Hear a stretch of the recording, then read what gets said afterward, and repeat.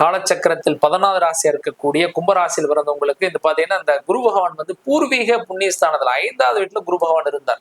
இப்ப 6ல வந்து பாத்தீங்கன்னா ருண ரேக சத்துருசன் 6வது வீட்டுல குரு மறைந்தாலும் கூட அந்த 6வது வீட்டுல இருந்து பாத்தீங்கன்னா உங்க ராசிக்கு 7வது டைரக்டா 8வது வீட்டுல ராகு ஜென்மஸ்தானத்துல ராகு கிட்டத்தட்ட பாத்தீங்கன்னா டைரக்டா பாத்தீங்கன்னா ஒரு குரு வீட்டிலேயே அவர் இருக்கக்கூடிய சனி பகவானை பாக்குறது அப்படிங்கிறது மிகப்பெரிய நன்மைகளை கொடுக்கக்கூடிய இடம் அப்படிங்கிறனால கண்டிப்பா உங்களுக்கு பொருளாதார அந்த சிக்கல்கள் கொஞ்சம் விலகிறதுக்கு வாய்ப்பு இருக்கு. கொடுக்கல் வாங்கல இருந்த இந்த பிரச்சனைகள், கடன் வாங்கின பிரச்சனைகள், வம்பு வழக்கு, சண்டை சச்சரவு, ஒரு இடம் வாங்க முடியல, இடம் கேஸ்ல இருக்கு, ரொம்ப நாள் வந்து பாத்தீங்கன்னா எக்காரது ஏதாவது ஒரு பிரச்சனை வந்துட்டே இருக்கு, நண்பர்னாலேயோ அல்லது வந்து ஃபேமிலினாலேயோ மனிதனால ஏதோ சிக்கலை சந்திச்சுட்டேன். இந்த சிக்கல்கள் எல்லாம் பணி போட விலகிறதுக்கு வாய்ப்புகள் உண்டு. பாதச்சின் இப்படியில இருக்கீங்க, ஏமாற்றங்கள் அதிகமா சந்திச்சுட்டே இருக்கீங்க, எங்கேயாவது வந்து ஒரு பிரச்சனை மாட்டிக்கிட்டு இருக்கீங்க.